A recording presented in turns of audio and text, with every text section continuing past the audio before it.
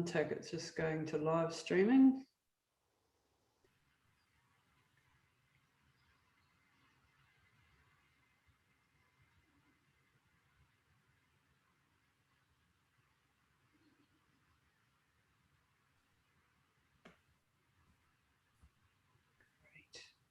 Alrighty. Okay, here we go. Well, hi everybody, and welcome back to Pushing the Limits. Today I have another superstar for you guys. I managed to get some of the most incredible people on the planet, I think, onto the show. I don't know how I pull it off every week, but and today is definitely no exception. I have Dr. Jeff Spencer to guest, and I'm really, really excited. We had a conversation last week, didn't we, Dr. Jeff? And we hit it off like a house on fire. So welcome to the show. It's fantastic to have you here. Dr. Jeff, I want you to give us a little bit of a background, if I may, ask you, because I would have done a bit of an introduction when this goes live on the podcast, but in your own words, can you give us a little bit of a synopsis of your early life and what you got up to? Yeah, sure. When I was 7, I thought it'd be cool to be an Olympian. That's all I thought about. So I did a lot of investigation, didn't know how I was going to do it. And then at 10, I showed some very unusual ability on a bicycle. And I said, well, maybe this is it. And I then met the first of my 3 angels, and he was my cycling coach, 3-time Olympian, 5-time national champion. And I had just seen my dad for the last time. I didn't know it, but that was the last time I saw my dad, was just after I met him. So that was an interesting period of my life.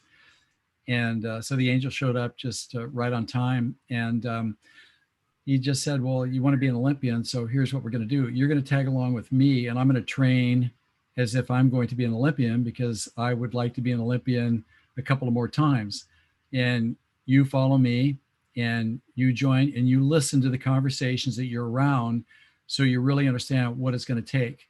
We're not going to wait till later to develop your mind. We're going to develop your mind right now, as if you're actually aspiring to it at the highest level. Wow. And he said that you have to understand here that will and talent are something, but it's not enough. Really, winning is a learned skill. And I'm going to teach you how to win. It's the best thing that I could do for you. And you're going to join me in the conversations that I have with my training partners and people and all my advisors. And you're going to be listening to these conversations. That's how you're going to understand and learn the skill. And I will set up your training program for you in the process. And 10 years later, then I actually did become an Olympian, and just everything to him as the first angel. And what was his name? I didn't catch his name. Jack Disney. Jack Disney. What a cool name. Wow. Yeah. And actually a 2-sport Olympian, speed skating and cycling. So he was really kind of a trendsetter in his own right there. And the Olympics had its own lessons. I guess the most important lesson I learned from the Olympics was that you have to find a way beyond that which is holding you back. And if we're honest about it, every one of us has got something. It's like an invisible hand that holds us back. It just won't let us do what has to happen to be able to give ourselves a chance to explore that rarefied air of full commitment, full potential play.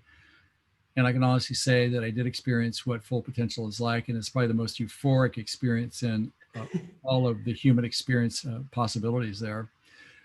And en route to becoming an Olympian, when I was 18, I was an Olympian at 21. I met my second angel, and he was a Renaissance man born in the late 1890s, and he was a war correspondent, World War I. He was a university-trained metallurgist, poet, playwright, Shakespearean actor. Wow. Won an Emmy for a movie that was done about his creative philosophy. And he developed a whole new type of art glass sculpture with which he chose me to be his apprentice to create his masterpieces. So that was a very unusual combination. Aspiring Olympic athlete, also a student at the University of Southern California studying sports science, and now apprenticing to the glass master. And the value that he brought me was incalculable, because at the breaks that we had and at lunchtime, he would play to me classic music. He would read to me the philosophers. He would read to me the great literary works. And he said, I need to fill you up on this stuff, which I did have the proclivity to embrace. And so those two actually they didn't imprint me with their words. What they did, they extracted from me something that was already there Wow. that they brought to the surface. And then I met my third angel just before I became an Olympian. And he, when I first met him, he was short of stature. He spoke with a very thick French accent. And he had a dignity about him and a tranquility of being that I really wanted to have. I thought it was the rarest thing I'd ever seen. And I wanted to understand what that was. And he did many things to support me in my cycling career. But the most important thing that he did is that he showed me humanity and what humanity is and what humanity does. Wow. And I found out that he was in a concentration camp in World War II for, I don't know, maybe 5 or 6 years, where he was exposed to every known human cruelty that could possibly be thrust on humanity. He was there in the presence of that, and yet he had not a venomous, vindictive bone in his body. He was the ultimate example of what dignity in humanity has to offer. He was absolutely the best, and he stepped into my life at a time where I needed that level of insight. So those three people kind of drew forth that in me, that made that composite me, that allowed me to get my master's degree in sports science. I did show my art glass in the best galleries in New York City. Wow. I was an Olympian, and then I got into helping athletes win gold medals and make a bunch of money as pro athletes. And then business people came to me and wanted to become their own champions, and they thought maybe I knew something about that because of my history. So I helped them do that. And then another twist came into this, is that the athletes wanted to extend their careers, and the business people didn't want to die like their same age counterparts of a premature heart attack and stroke, et cetera. So I decided I'd go back to college, which I did. I was out of graduate school for 10 years. And I got my licensure as a primary healthcare provider in the chiropractic space, where I specialized in acute trauma for the athletes, and I worked on wellness care to keep the business people happy. So word got around that there was this guy named Jeff, and Jeff was an expert kind of in everything. So you don't need 10 experts. You just go to him and he'll figure out how much of what we need to put in your alphabet soup, so you have a customized path for yourself to get from where you are to where you want to get to, and also stay there. So that's how I got to work with the U2s and, be on Branson's Island with him and do all the other. Richard Branson, U2, Tiger Woods, Tour de France teams and people in the Tour de France. I mean, what an extraordinary life for starters. I didn't know any different. I thought that was supposed to happen. So, that's all I can say, is that my DNA is just wired, for that level. And again, it wasn't put into me. It awoke something that was already there that drew it to the surface. So it was a perfect fit for my biology and my temperament to be exposed to that which was truly me, that gave me the assets to do some of the things that I did. And I owe everything to the people that helped me, for sure. Wow. So how much of it is actually innate, you think, like from a genetic point of view, and how much of it is nurturing and mentoring through the right coaches and stuff? If I can, ask that question of you, like, is it, like you definitely had it there already, it just needed shaping and molding and forming from the right inputs? Yeah, for sure. I think all of us, there's only one of us in all of creation. I mean, you think about that. There's 50 billion people on this planet since the first footprint got put on the earth here, it's estimated. And there's only one of us. I mean, nobody has our unique way of looking at life. Nobody has our experiences. We are a single moment in time that has a specific set of gifts that are innately put into our DNA. And it's a matter of extracting that out and creating the environment that allows us to develop the skills to be able to manifest that. So there is, certainly a natural inclination, but then there's an environment that needs to cultivate and extract and create the readiness to be able to capitalize on what those opportunities are. So I feel that every one of us has the ability to be a champion. And the way that I define that is a manifester of our gifts, whatever that is. So there's no comparison against gifts in terms of significance. It has to do with, did we and were we able to grow and cultivate the ability to manifest what our gifts are? So I think that's the way I look at it. It seems to be true, and there's a lot of ways that we can go with that conversation. Yeah, definitely. I mean, let's go and talk about what is it like to be an Olympian for a starters. Like to 21 years old. I mean, most people are never going to experience the Olympics. I know I'm not going to in this lifetime. What is it like to actually reach the pinnacle of at such a young age, or to be able to go to something like that and be a part of it? Well, it's like I grew up with that with my coach, so I didn't know anything different. It seemed like just the logical place where I should be because I was around it and I had the ability to perform at that level. I grew up with that. But I feel that a couple of really important keys on this is that I can understand why an astronaut goes to the moon and they come back and they're different. I mean, it tweaks them out. I mean, right. Yeah. Imagine looking down and seeing Earth as if it's the moon. I mean, that sort of bends your scaling. And when I was at the Olympics, what it does, it opens your mind to an entirely another level of possibility that you can never go back to the way that it previously was. Yeah. And that's an awkward place to be because not everybody is a possibility thinker or has the confidence to know how to step into opportunity or find the skills to move forward, which I did. And therefore, it was a little bit awkward for me also to say that it was a 10-year investment to get there. Yeah. Then there was the Olympics itself, the competition, then there's the decompression from it. Yep. And there's always this coming back and putting your feet back on the earth side of it. That takes a while to kind of figure out your place in the world and moving forward. Did you struggle with that a little bit? I mean, I know from my stuff that I've done, when I come back from a big event where you've been taken out and supplanted in the middle of, I don't know, Sahara or the Himalayas or somewhere, done something incredible, incredibly hard, brutal sometimes. And you come back home and you're just like, don't know where you are for the first couple of weeks. You just sort of... Yeah, I was there for sure. I mean, I was so exhausted from it. I mean, just the 10-year push. Yeah. And everything just was full commitment, full bore. I mean, people thought, well, isn't that a sacrifice? I said, are you kidding me? The sacrifice is to not do it. I mean, I never got that. Yeah, but you're sacrificing so much. Well, like what? It's like you're honoring a potential. You're giving yourself a chance that the biggest, highest level of play. So I never kind of bought into some of the standard conversations that I heard people talking about. But I think my tolerance for certain things was frayed. People complaining about their oatmeal being too cold or where's it's late. It's like, God, shut up. Stop complaining. Put your food small in a stuff. Just drink it. It's the same stuff anyhow. So I found my tolerance for minutia just kind of reaching a limit pretty quickly. Yeah, you had a new perspective on stuff. So that was a bit odd, but I still had 2 years yet left in my undergraduate study, so I did that. Then I went on to get my master's degree, and so it was a pretty easy transition for me. And it's like I've only kind of looked at anything that I've done as an extension of the person I'm becoming. I never took the identity from what it was, feeling like I couldn't let that go because without that I was nothing. I never felt like that. That's interesting.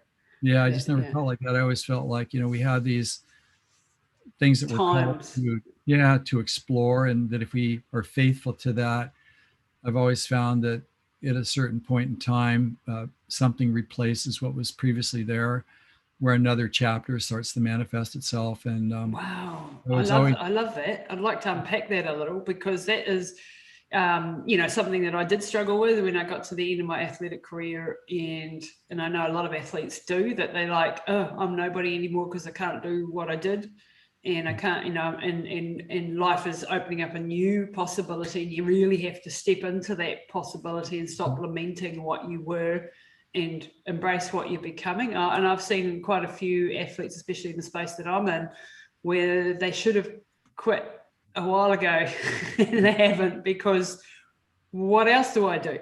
You know, when it really is, no, you don't need to keep repeating the same stuff, where you can actually take on a new challenge and use that skill set that you've taken from that into a new position. And that takes a bit of a mind shift, but you didn't struggle too much with that. You just went from one to the other to the other.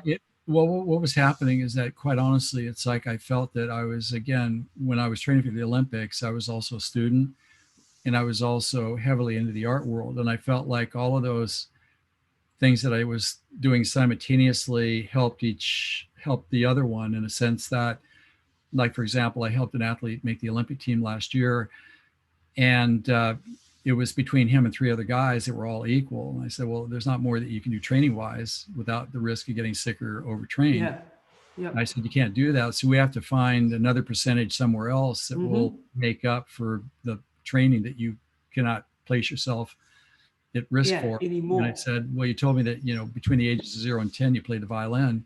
So I suggest you get out your violin, which you haven't played for 10 years. You play the violin for 15 minutes a day, because there's rhythm, there's pacing. That's something primal in you. That's part of an aesthetic. There's a grace to this. I feel like if you kind of wake that side of yourself up, that will contribute and will provide the percentage that we need to be able to gain a berth on the Olympic team. And that's exactly what he did.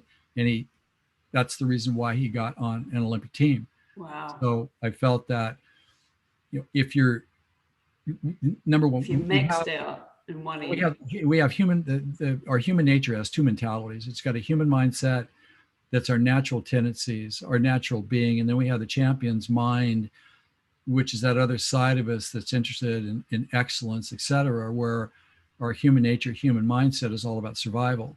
Yes. And if you're coming at everything through survival, you can't create excellence. So what I do know is that part of the mythology of the human mindset is that it tells us you better stick with one thing, because if you stick with more than one thing, then you're diluting yourself. And I'm saying, well, that's what a human mind would say, human mindset would say, but that's mythology. The champion's mind would say, well, there's only so much time and effort that you could put in a day into your sport, but what about the rest of the day? Maybe there's something you could do to build a better you, whether that's to study philosophy, whether it's to do some form of art. Well, that's a way of extracting another percentage or two of yourself that's going to make you a better athlete. So I never come to the mythology that you're going to be better by devoting all of your time to one thing. That sounds right, doesn't it? It sounds really good. Yeah, specialize. That's what we're told. Don't doesn't distract. Work. At a certain point, it doesn't work because it leaves you exhausted. Yeah. And then it also makes you think, well, look, I'm not keeping up with this. Therefore, I'm not capable of winning. Yep. Because I can't keep my attention riveted. Everybody's telling me to hyper-focus. I'm trying, but it's not working. Well, it's not supposed to work. Well, that's amazing, because I'm like, I'm constantly getting told that you're too scattered. Like got too much interest. You're running in too many directions, which, I think partly it does. When you're in business, you need to be able to focus a little bit. But you're saying that actually you're developing all these skills on the outside, like, then that could help you with this. Like next door to me, I'm painting, I'm doing art, and I'm just starting. I'm hopeless, but I'm doing it because it's a connection to my dad, because he was an artist.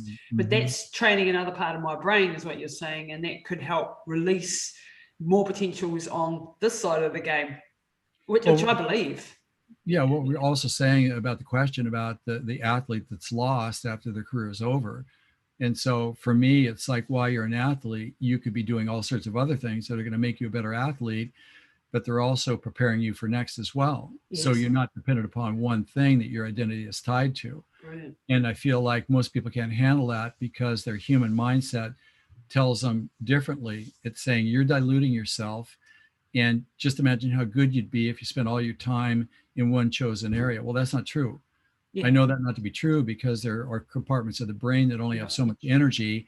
Yep. And to spend more time there in a day, it only makes you mentally fatigued, where you're not thinking straight. And then you're learning to think slow, and you're starting to think things that maybe aren't real. So I think a lot of the things that people say about achievement are complete mythology. I mean, we almost have to take our common wisdom and invert it and turn it upside down and take another look at it. That's been my experience. And so therefore, if we're kind of building our future with a variety of different assets that are non-specific, but they can go a lot of different places. Then we set ourselves up to be able to transition gracefully from one thing to the next. Wow. That's not part of the conversation, though. I think that's a really insightful. Like working with my mum, as people know my story with her, we would have when she had massive brain damage, right? And she had very, very, very little concentration and focus at the beginning. Like we're talking seconds. And the doctors would come in and they'd do their physio, or the physiotherapist would come in and they'd work with her for a few minutes, and then they'd say to me, she's exhausted, we can't do any more today. And my argument was, no, she's not exhausted. I just have to give her a little break, do maybe some breathing as she got better and was able to follow commands. Do some breathing exercises, close your eyes, reset your mind, and then we'll work on a different skill set over here. And it may be something completely like an intellectual skill set, or teaching her to dry, a pan or something, whatever it was that was different than she was doing it here. And that way I could build up a program of things that was not just a 5-minute, now she's done because she's got neural fatigue. It was like, no, we work on this aspect and then we work on that aspect. And when she's exhausted from this, then I'll take her down to there. And that's the way I've approached her whole rehabilitation. And of course, that means that's compressed the window. It's still taken me, it took me 2.5 years to get her back to any sort of level of normalcy. But that compressed that time limit down, because the neural plasticity that happens when you're using different parts of the brain, as opposed to just, well, we've done our physiotherapy today, she can't focus anymore, so therefore it's over. Right. And then, that's partly the limitations of the time and the resources of the physios and so on. But that approach doesn't work when you're rehabilitating someone. And I think by the same token, when you're in a business and when I'm exhausted from one activity, it sometimes means I can go and do another activity that's still even on the business, but it's just a change of activity, so that, because we have these short focus windows, what do they call them? Ultranian cycles, 90-minute cycles, where we can sort of focus for that long and then I need to do something else. So that would be sort of what you're saying here. Yeah, exactly. I mean, you could prune it back a little bit and say that the brain has all different compartments, and each one of those compartments has got about 1.5 hours of energy. And once you're done with that compartment, don't spend any more time there, because it's not going to do any good, because you've already exhausted it for the day. Just move on to the next compartment. So, again, history is explicit with examples of what we're talking about here. But again, it has to invert common wisdom to look at that, because people can't believe that's true. But what we think oftentimes isn't true. It's just a mythology that we all believe because we're human. Yep. And we struggle through, and that's when things become a struggle and becomes unpleasant. You lose your motivation and so on and so forth, because you're actually, no, I'm going to stick at this because I've got to push through the wall. And that's complete mythology. Yeah. It's like, that's somebody that doesn't understand the process of completing cycles of action to be able to achieve the right goal in the least time with least effort, for sure. Again, a lot of this is mythology, the way that we think, that's attached to our human nature and the way that humans naturally think, which is survival. It's not about excellence and creation of gold medals and things of significance. Yeah, Champions Blueprint. I'm looking at your thing on the back and I'm thinking, we want the champion's mindset. We want to go in pursuit of excellence. Champion's mind. Yeah, champion's mind. You've worked with some of the top athletes in the world and the top business people in the world. I'm not sure what you're allowed to share and what you're not allowed to share, but I'd love to get some insights into some of the characters that we perhaps know that, in our culture. Can you give us any insights into why, pick out maybe a couple of the Tour de France teams or something, and give us some insights as to what made them successful at the time that you were working with them and doing stuff with them? Does that make sense? Yeah, for sure. Well, Tour de France, I did 9 tours, as an advisor, boots on the ground, behind the scenes, buried in the deep structure, about as deep as you can get. As deep as you could get in that. And, clearly one of the reasons why we had so much success with that is that we always looked at every tour as its own unique experience, and we prepared for whatever the route was that year without any regard to either our histories or our traditions. And I feel like our histories and our traditions can hold us back. Wow. The task is, let's do what has to get done based upon current reality to be prepared for that which is in front of us. And when we do that, then we're able to put our best effort forward. So for sure, that was a really important part of that. The other side of that as well was the team structure was not vertical. Typically within a sports team, you have the at the very top, you've got the accountants and the lawyers. And then below that, then you'll have the orthopedist, and then you'll have God, and then you'll have the other ones down below like that. So it's a very vertical hierarchy of decision making that will lead somewhere, but it probably won't lead to what could be the best possible outcome, because generally things could get blocked in that vertical chain of communication where things are not allowed to proceed ahead because someone's making a decision and it may not be their jurisdiction to make the decision on something along those lines. And the way that the team was set up that I was involved in, it was owned by the same firm. It was a horizontal, not a vertical structure, where for me, it's like, do whatever you want. You don't need to tell us what you're doing. You know what you're doing better than we do. So just show up and be ready to get done what has to get done in your domain better than any other team out there. We'll see you there. So that gave me tremendous flexibility to create what was actually possible without going through these filters of people that may not know nothing about it. That was a huge blessing, to say the least. And I had the chance to do that like 9 times. So it was just absolutely unbelievable in having the opportunity to show exactly what was possible in terms of rider recovery at the time, both from a therapeutic perspective, but also in terms of, how do the riders think about where they are and what and where should their minds be on what, when. And we had that freedom, one of the most amazing experiences of my entire life. And what does it take to do something like that? I mean, I follow this avidly, the Tour de France. I love it. The brutality of the whole 3 weeks and the whole, rigor in the organization and the strategies and the tactics and things is just the most fascinating thing to watch. I think there is on telly.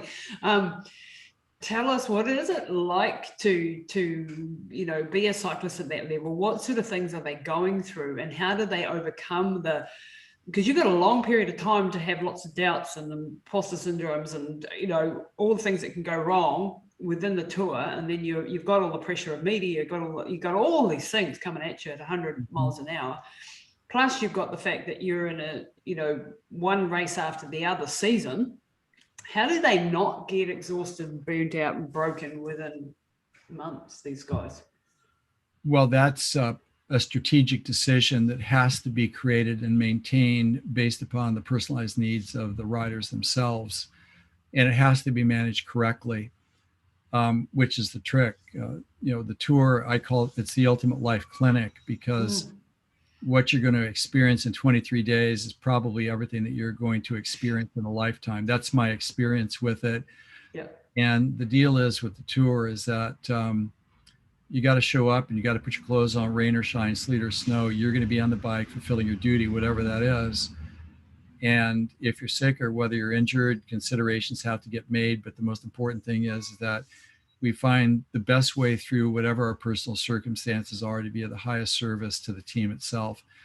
And why it's the ultimate life clinic is that you don't have the luxury of going home and sleeping it off like a bad date.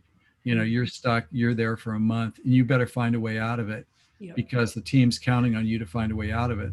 So why that's important, because it's an amazing laboratory to experience what's capable within the human possibility under circumstances that from the outside may seem impossible.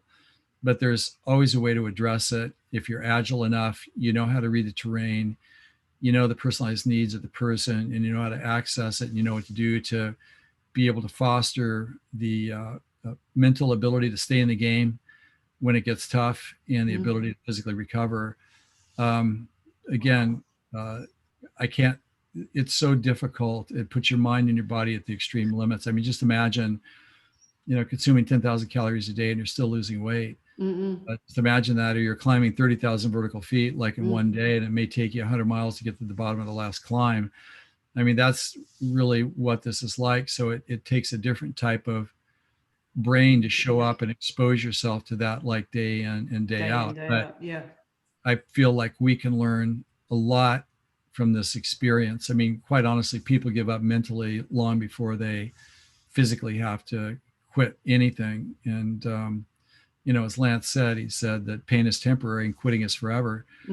So I think that, you know, we have to have a certain ability to know what we should expect when we're there and have an antidote already pre-strategized when we get to that point when we're at our limit. How are we going to stay in the game, performing at our best when we're got the boogeyman inside our head trying to talk us out of it? It's a really, really an interesting place to be. It totally fascinates me because, you know, I have dealt with my own sort of things when I'm doing expeditions or you know, races across many days or non-stop races where you're not sleeping, and the battle that rages in your head is the battle. You know, the body, you know, is screaming at you no matter what to stop. Basically, it's yelling at you. When I ran through New Zealand and I was doing 500 kilometers a week on running, not cycling, and the breakdown of the body was horrific. You know, like after a couple of weeks, the whole immune system, every cell in your body is screaming at you to stop. Take it for relief. Yeah. And the injuries that the body throws up at you, and you know, shin splints and ripped hamstrings and immune systems going down and things like that. And then you keep going because you've got commitments and you've committed to this and you've decided you're doing it anyhow. And it got to the point a couple of times where I didn't even know how to take the next step because I couldn't go downhill because the shin splints were so bad and I had to walk down the hill sideways with sticks. Wasn't running at that point, you know. And yet you had this amazing crew and people that are helping you stay on the game.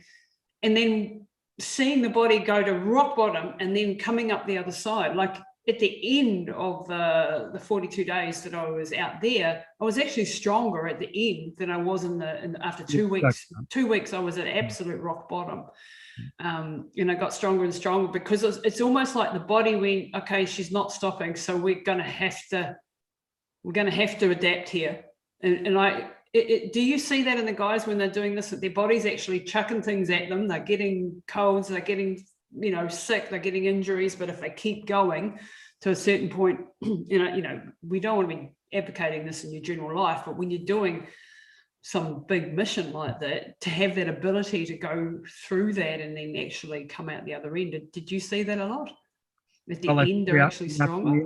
We have to anticipate that. It's like, even like for me, I can go out, you know, and feel terrible for the first 2 hours of a ride, but I know if I give myself enough time on the bike, I'm going to feel really good.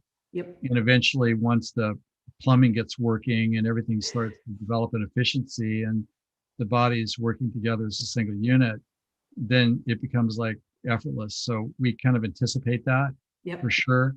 And that's, again, another very important point of this idea of performance is the fact that if we interpret correctly what we're experiencing, which a lot of people don't, they mistake certain things for certain things as indicators when they're not.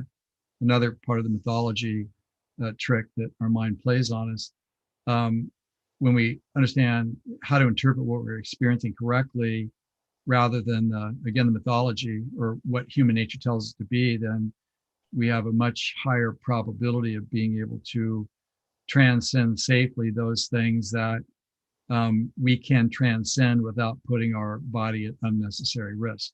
Yeah, and that's the big question too, because there can come points where you can actually, and lots of athletes have done this, gone to the point where they've killed themselves because of or permanently maimed themselves because they pushed beyond their survival. Because we have these survival mechanisms for a reason, and we can sort of override them to a large degree through mental toughness and willpower and even technologies and the latest in science and stuff, and we can override them to a certain degree. But sometimes there comes a point where you don't want to end up dead because you pushed it too far, which can happen. That's silly. It is stupid. It is. And it's easy. You know, when you're that athlete, you need people around you to tell you when to pull out. And some like a lot of the races that I was in, where you're on your own, you know, running across, there is nobody to tell you when you've reached that point. And that now would be a good time to pull out, because now it's getting stupid. And so people do, you know, in expeditions and things, die because they've gone too far. And that's less likely to happen in something like the Tour de France. I mean, you do have obviously accidents and things like that that you can't predict. But, you know, not going past that point of no return is probably a good thing in every aspect of our lives. I wanted to just flip now a little bit and go and talk, because you've worked with a ton of athletes. You've helped many Olympians and Tour de France teams and all of this. And then you've also gone into the corporate world, into the business setting.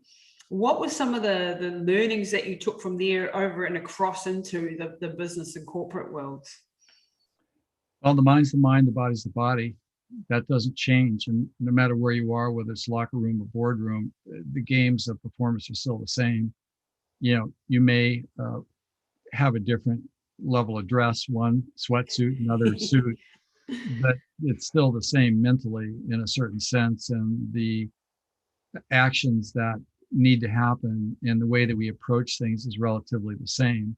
If we're looking about the technical differences, like what pencil sharpener should I use? I don't know.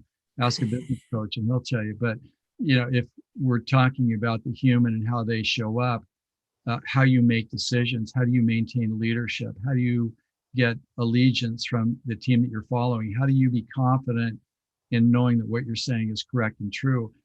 You know, are you interpreting things correctly and able to make the right adjustments as you go? To me, those are the probably the most important elements that I'm really good at. I'm not an operational sort of guy. Don't ask me how to fire someone or how to hire someone. Don't ask me about that. Yeah. But it's like, if you want to know about you, the boss, or you, the high performer, there is something to say, you know, for my ability to help, you know, manifest a potential into a superstar. I can do that. Yeah. And, you know, it's more than just thinking good thoughts or gratitude journals or affirmations. It's really about developing the ability to be confident in yourself so that you can step on the pavement of life every day and you can face everything that's going to show up. Yeah. And have the ability, because you're trained to interpret things and respond to things correctly. It's almost like a military operation to get yourself ready for something like that, if that's really the level of play that you want to play at. Again, it's not like a mind parlor trick. It's not mind over matter. No, it's knowing what to do when, and knowing when to do it, and also knowing what order to do everything. And if you can do that, then you're going to be a superstar. But yet that's something that I don't see people do. I mean, most people, they just, can you give me the shortcut to the finish line? That's all they want. You know, you give it to me, give me the plan, I'll work it. They'll pay tens of thousands of dollars for that.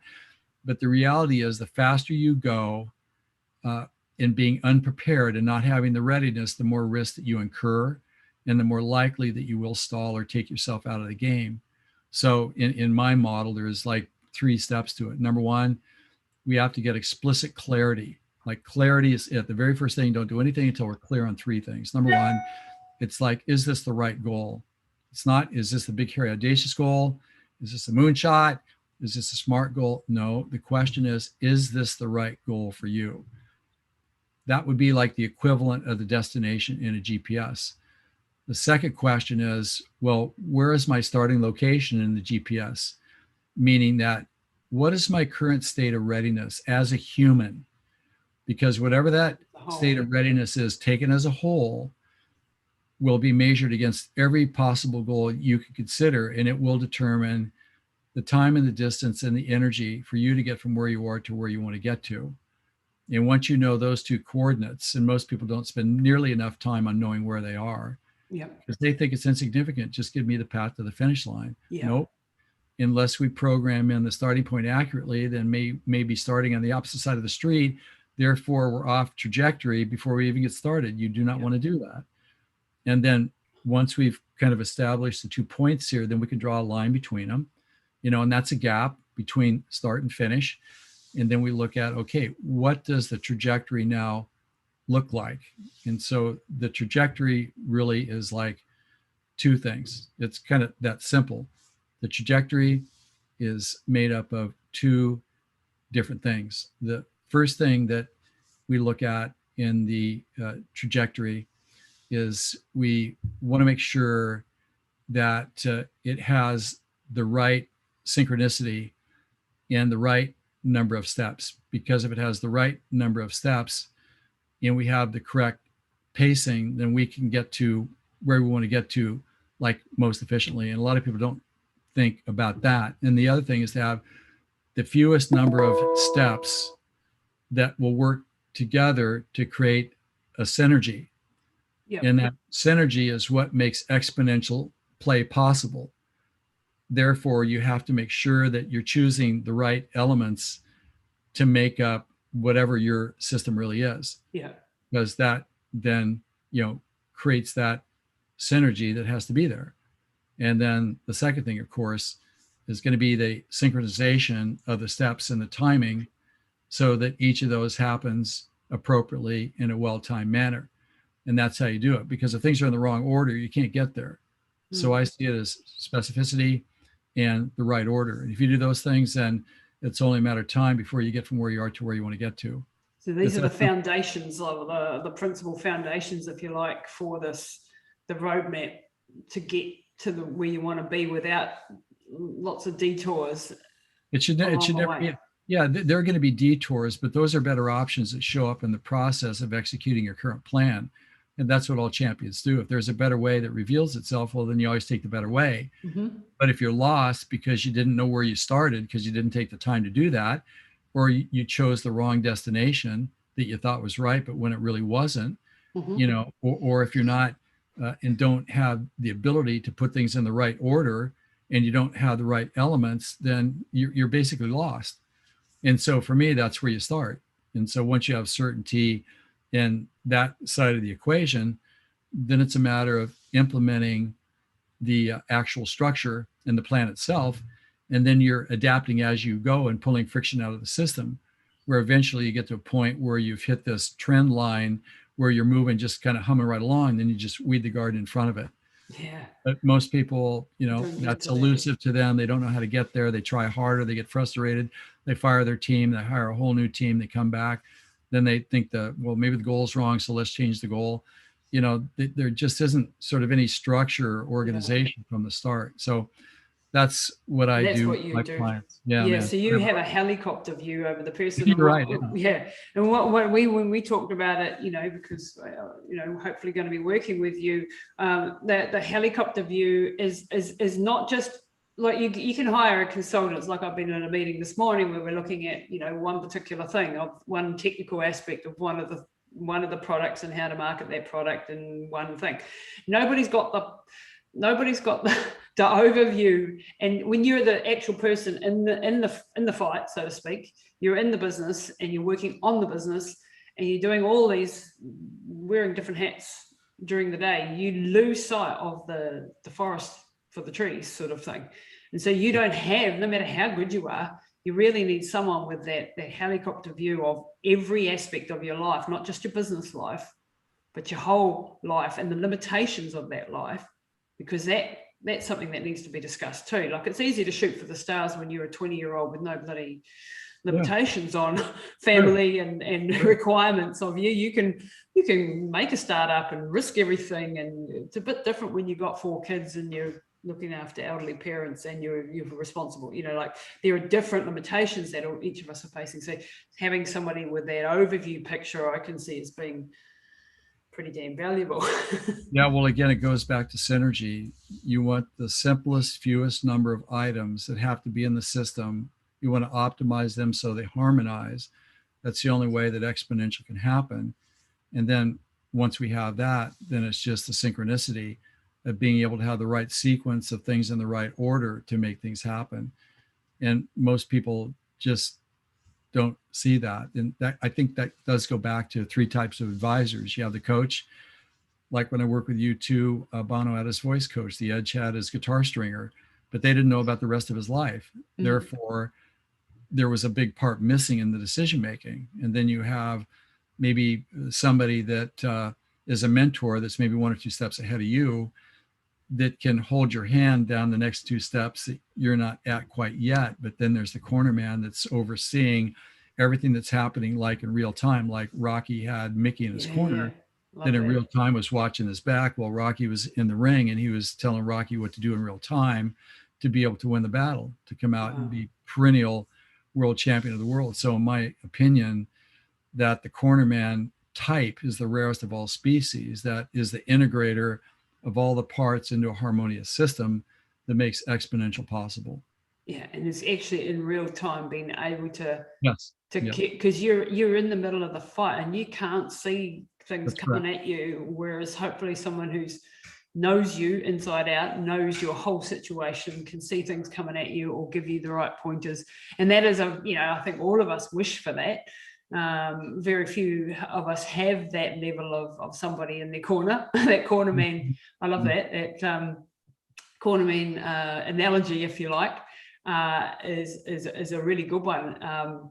And this is something I don't think that anybody's actually come up with this idea. I've never heard of that before, of someone having that sort of level of, you have your advisory boards and you're this and you're that, and your person who's in charge of that department and that one, but nobody who's got that whole overview of your multiple businesses sometimes and your many faceted lives.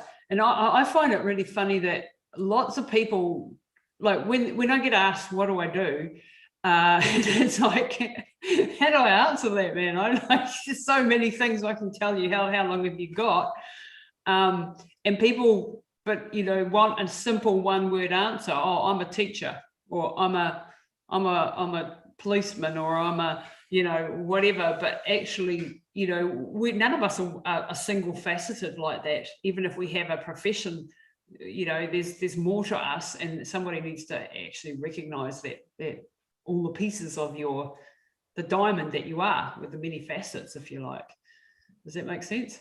Yeah, just a couple of points here is that, to be a cornerman, you have to be at least 60 years old, because it takes about 50 years to get through one lap of life of seeing everything for the first time. Is that right? And then you start to see things a second and a third time. Then you start to recognize patterns, and then you start to get it. And so generally be successful in many areas yourself, and to have helped people in many areas to become successful. That's kind of a requirement. And then I generally don't trust anybody that doesn't either have a limp or a discolored tooth or a nick out of their ear. I just don't trust them. They're too pretty. You know what I mean? I want some evidence of scar tissue. So I gotta be been around the block a few times. That's what I mean. It's like, it's just too pretty. I just don't trust it. Yeah, I totally get that.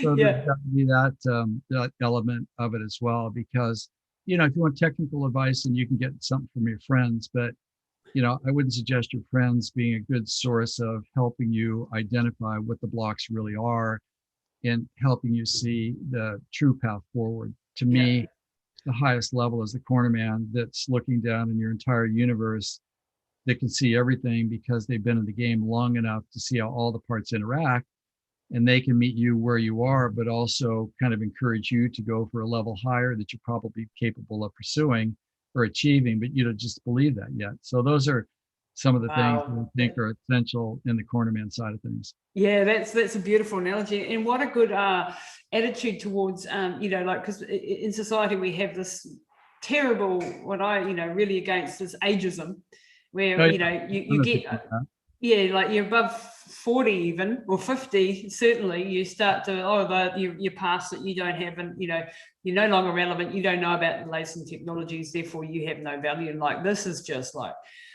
so what from wrong? Like, we need to be valuing the experiences, because yes, we may have some fancy tools now that we didn't have, and some systems and computers and stuff that we basically that we don't never had before, but the whole principles of humanity, of psychology, of experience, these haven't changed. No. And this is where honoring our older people, and I'm talking about anyone really over 40, 45, 50, and not just writing people off because they've reached a certain age. That's just a wasteful way in society. I think, like, you finally, because I'm 52.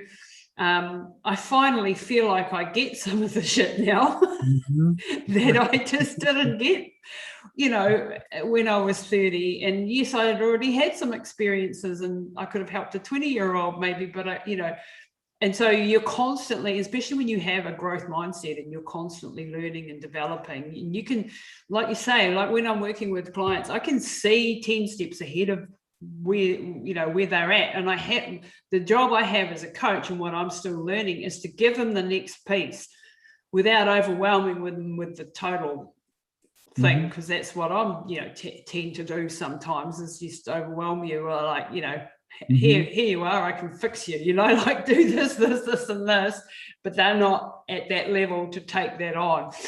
So that's probably, I'm going to learn that in the next 10 years, no doubt. Well, I got 20 years on you, let's put it that way. So we never quite get there. Been a great thing, though.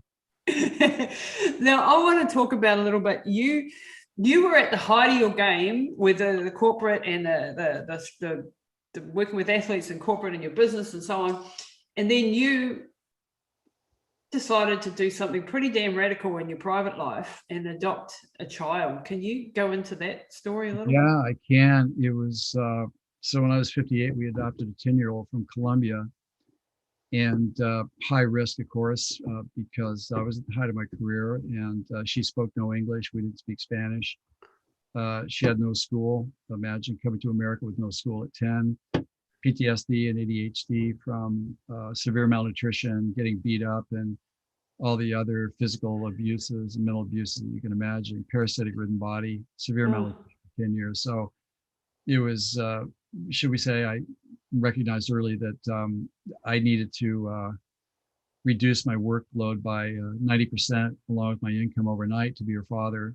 And so we're 12 years into this. And I probably learned more about life through my parenting than the Olympics taught me, for sure, and feel like we're the lucky ones because of what I learned from this experience. Yeah. And never had any reservations about, why I did it. And so there's a lot of things that I learned from it that I think are indispensable. I learned first off is that you can love anybody. You just do it. You don't need a special reason to do it. And love is a one-way street. You give and don't expect anything in return, because that's not what the deal is. My job is to be her father because we invited her into our lives. And therefore, if we can do that for her, we should be able to do that for everybody. The second thing I learned is that you have to trust the process, because all we had was one day in front of us at a time.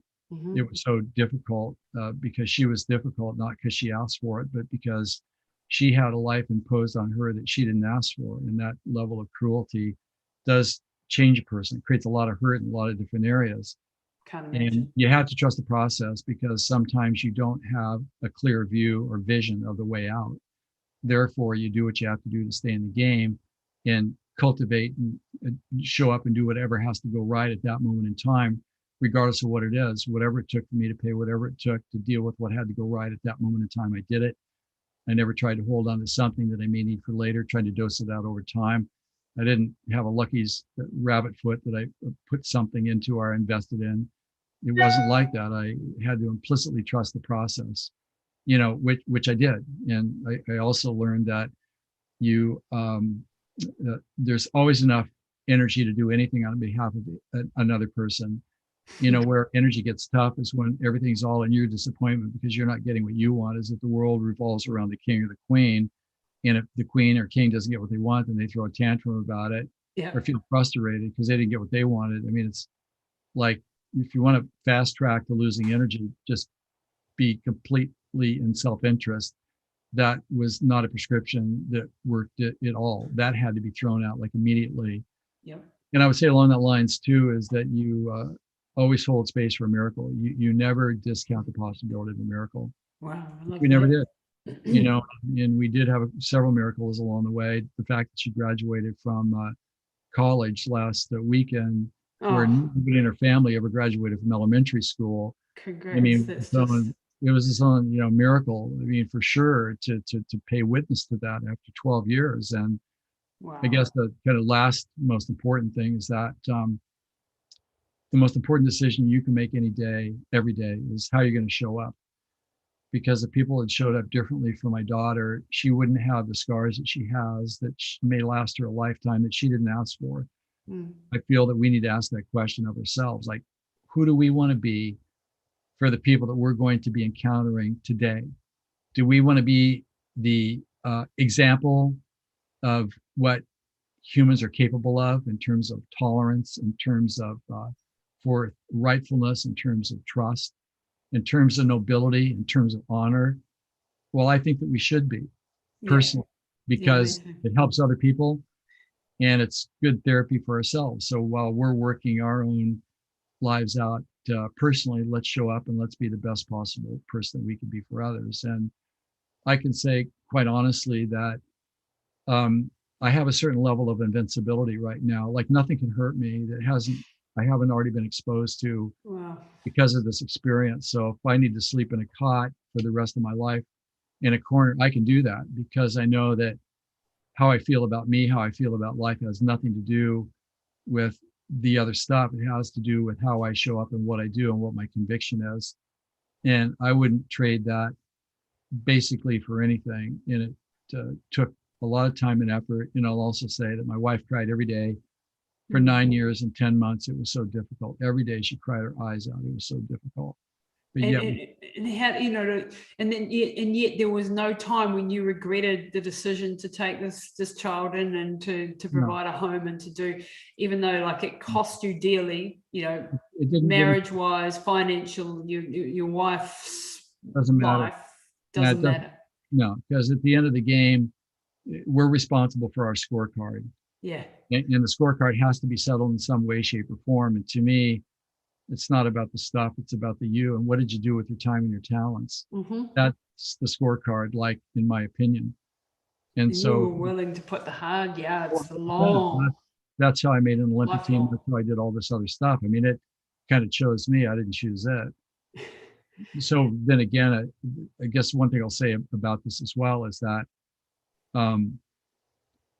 as I said earlier, there's always enough time and energy to do anything on behalf of anybody. Someone else. There's always enough energy to be able to take care of that. And what I wanted to finish with saying is that, I didn't do this for what I may get. I don't think you barter with God like that. That's not a deal that you make.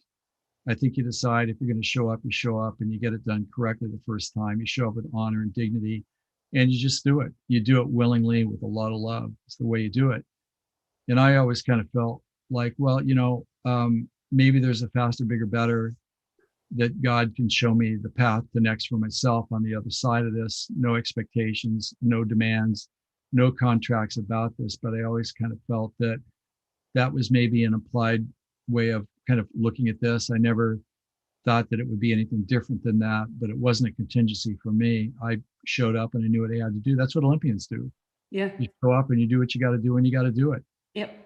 That's how you get ready for anything. And again, you become almost invincible in a certain non-human way about it.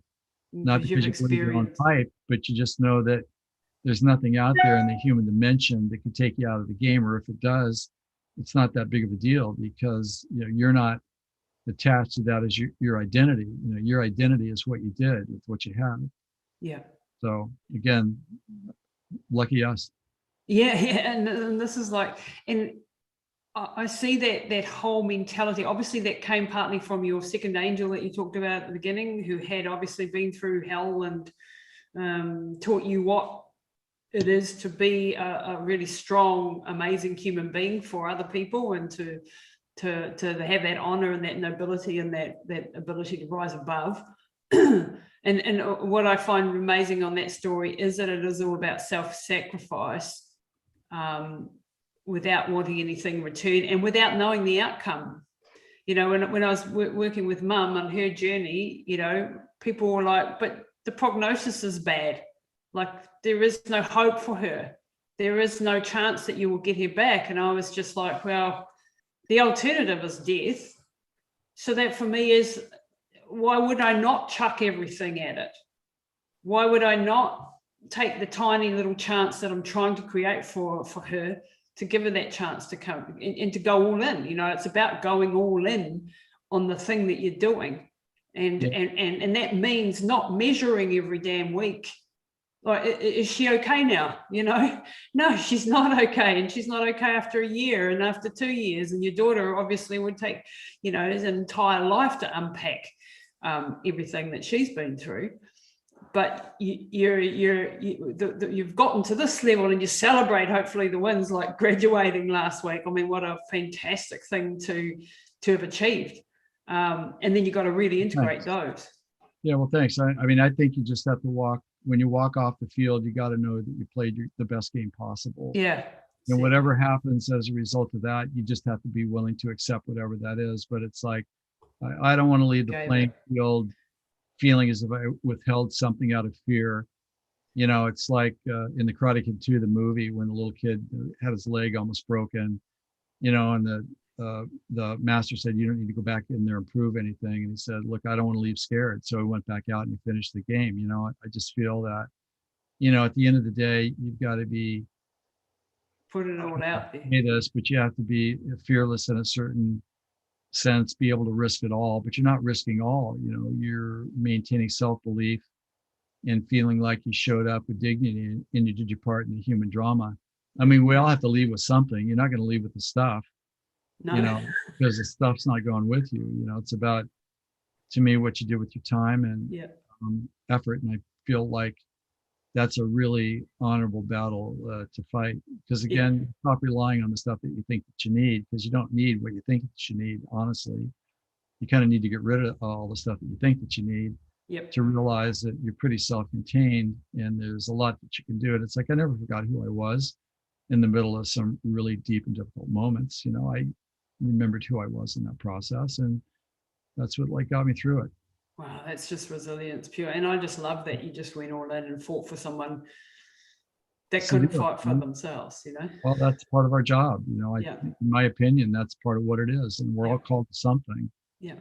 So for me, it was easy. It was not difficult. And there's no guarantees. Like, I've talked about my story with Dad. I went in with the same fight and the same determination to help him, to save him, and we lost. And that's life. You can't control the variables. What you can control is that you gave your all in that time, and when they needed it, you did everything that you possibly could have, and you can look yourself in the mirror and go, I did what I could. Yeah, and you're absolutely correct. And I just feel that if you have enough courage to step off the field, to me, that's your scorecard. Yeah. How do you feel about you when you stepped off the field? And if you didn't give it your all, that. Yeah. I don't know how anybody could do that. That's just not my style. No, I'm a mine gold medal guy.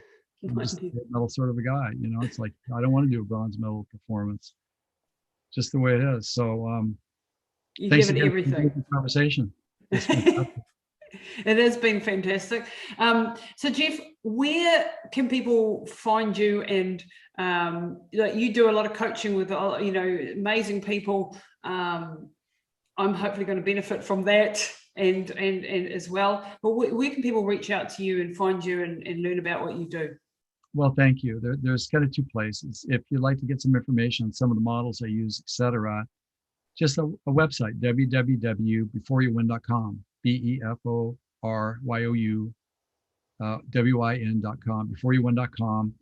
And then if you'd like to reach out to me personally, you can go to drjeffspencer.com, go to my website. If you'd like to kind of have a chat or two, you can just go in the upper right-hand navigation bar, click apply, just send me a quick email with some of the info, and I'll get back to you.